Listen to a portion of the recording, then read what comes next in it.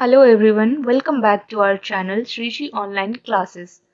इस वीडियो में हम geography class 8 minerals and power resources का जो है पावर रिसोर्सेज वाला पार्ट कवर करेंगे।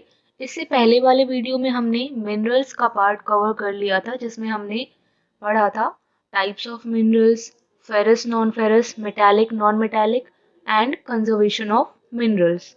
अगर आपने वो वीडियो नहीं देखा है तो लिंक डिस्क्रिप्शन बॉक्स में दिया हुआ है, आप वो देख सकते हैं। और इस वीडियो को अंत तक देखने के लिए हमारा चैनल सब्सक्राइब करें और बेल आइकन प्रेस करना ना भूलें। So let's begin with our today's topic, that is power resources. Power resources. Power or energy plays a vital role in our lives. We also need power for industry, agriculture, transport, communication, and defense. Power resources may be broadly categorized as conventional and non-conventional resources. तो basically power resources कौन से होते हैं जिन्हें use करके हम अपना day to day life जो है वो आसान बना सके। जैसे फॉर एग्जांपल कम्युनिकेशन। कम्युनिकेशन जो है वो विदाउट इलेक्ट्रिसिटी तो पॉसिबल नहीं है। जैसे आप कॉल करोगे किसी को और वो टावर ही नहीं कनेक्ट होगा तो आप नहीं कर पाओगे। और कम्युनिकेशन इलेक्ट्रिसिटी के लिए हम इलेक्ट्रिसिटी प्रोड्यूस करने के लिए थर्मल पावर प्लांट्स यूज़ होता है। और थर्मल पावर कहाँ से प्रोड्यूस होते हैं? तो कोल से। तो ये सारी चीज़ें जो हैं कहलाती है पावर रिसोर्सेज। और पावर रिसोर्सेज को टू पार्ट्स में डिवाइड किया हुआ है, that is conventional and non conventional. Conventional non conventional क्या होते हैं देखते हैं आगे। Conventional sources of energy are those which have been in common use for a long time. Firewood and fossil fuels are the two main conventional energy sources. तो conventional source का मतलब होता है परंपरागत, जो कि बहुत समय से चला आ रहा है। आपने अभी भी कुछ विलेजेस में जो है फायरवुड यूज होता है कुकिंग के लिए, देखा होगा। और जो फायरवुड और फॉसिल फ्यूल्स हैं वो दो main conventional source of energy है। Let us discuss firewood. It is widely used for cooking and heating in our country. More than 50% of the energy used by villagers comes from firewood.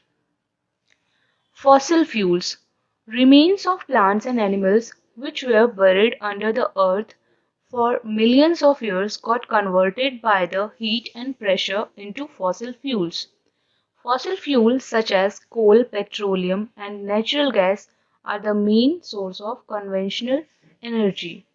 तो ये conventional energy जो है वो non renewable energy भी कहा जाता है इसे, बिकॉज इन्हें हम जो है वो बहुत जल्दी प्रोड्यूस नहीं कर सकते। ये एक बार अगर ख़त्म हो गए तो इन्हें रिन्यू होने में मिलियंस ऑफ ईयर्स लग जाते हैं। That's why these are non renewable and we have to use them judiciously. Coal. It is also conventional source of energy. This is the most abundantly found fossil fuels. It is used as a domestic fuel in industries such as iron and steel, steam engines, and to generate electricity. Electricity from coal is called thermal power. तो ये आप याद रखना, जो electricity हमें कोल के द्वारा मिलता है उन्हें हम क्या कहते हैं? Thermal power. The coal which we are using today was formed millions of years ago when giant ferns and swamps got buried under the layers of earth. Coal is therefore referred to as buried sunshine. तो कोल को हम buried sunshine भी कहते हैं। The leading coal producers of the world are China, USA, Germany, Russia, South Africa and France. The coal producing areas of India are, India में कौन कौन से प्लेसेस है जहाँ पे कोल प्रोड्यूस होता है? वो है Raniganj, Jharia, Dhanbad and Bokaro in Jharkhand. Now petroleum. Petroleum are also known as black gold. The word petroleum means rock oil and is found between layers of rocks in the form of thick black liquid. Petroleum in its raw form is called crude oil, which is drilled from oil fields located in offshore and coastal areas. The major petroleum producing countries in the world are Iran, Iraq, Saudi Arabia, and Qatar. A major advantage of petroleum is that it can be easily transported in tankers. So petroleum is also one of the non-renewable resources.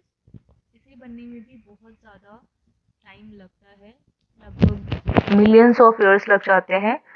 और ये basically जो है gulf countries में पाया जाता है, जैसे कि Iran, Iraq, Saudi Arabia and Qatar. Then natural gas. Natural gas is found with petroleum deposits and is released when crude oil is brought to the surface. It can be used as domestic and industrial fuel. Producers in the world: Russia, Norway, UK, and the Netherlands. Producers in India: Jaisalmer, Krishna Godavari Delta, Tripura, and some areas of offshore in Mumbai. Then hydroelectricity. Hydroelectricity is also generated from the energy of flowing water. The energy derived from flowing water is called hydropower. The electricity generated from hydropower is called hydroelectricity.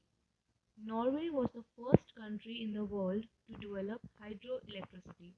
तो ये आपका एक important point है कि Norway जो है वो first country है जिसने हाइड्रो इलेक्ट्रिसिटी डेवलप किया अपनी कंट्री में। The leading producers of hydro power in the world are Norway, Brazil and China.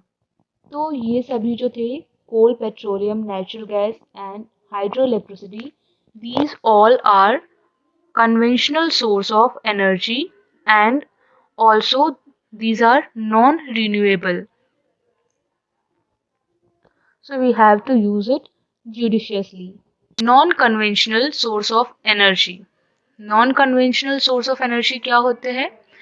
Increases use of fossil fuels leads to shortage. If the present rate of consumption continues, the reserves of these fuels will get exhausted. Their use also causes environmental pollution. Therefore, there is need for using non-conventional source such as solar energy, wind energy, tidal energy, which are renewable.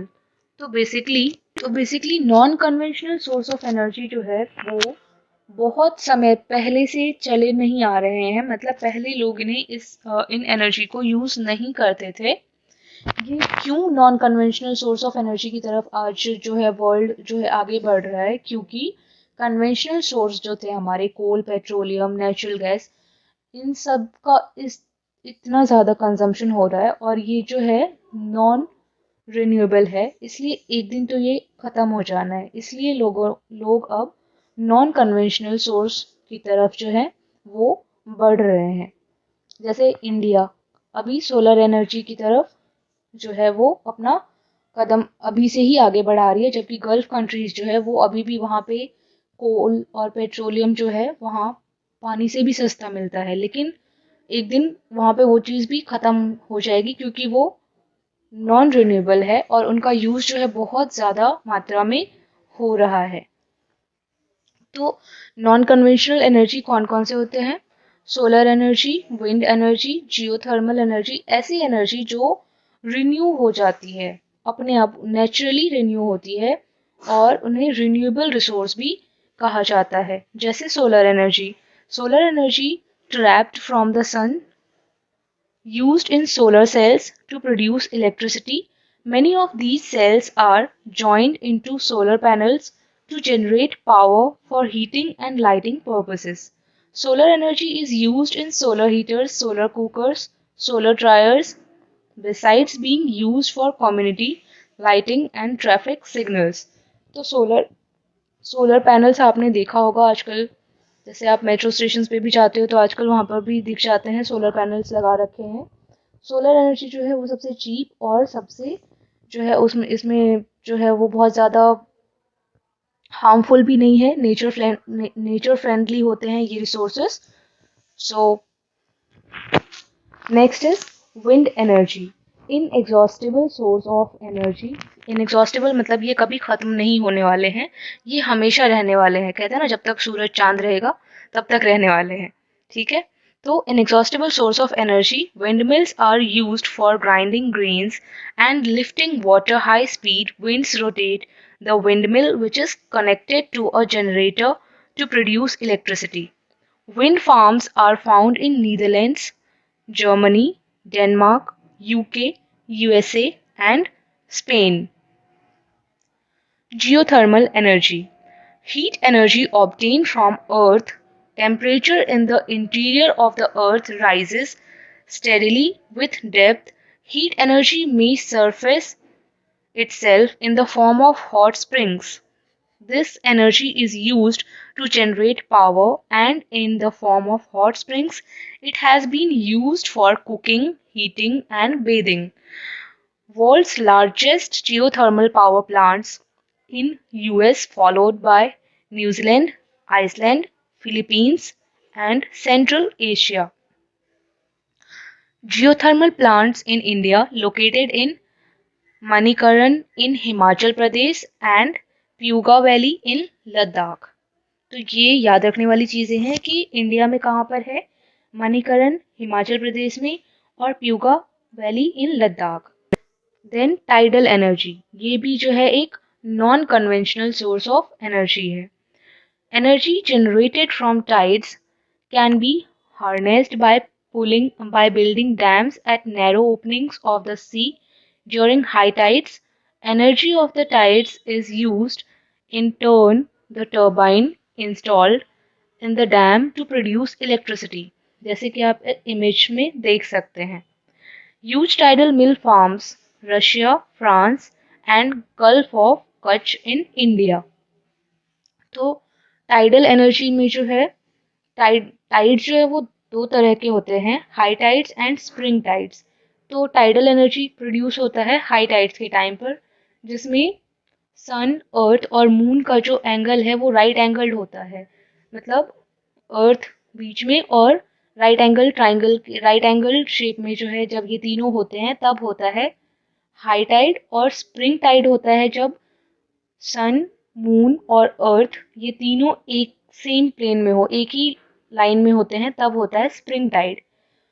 ठीक है. लेकिन जो tidal energy produce होता है वो high Tide जब होता है तब होता है.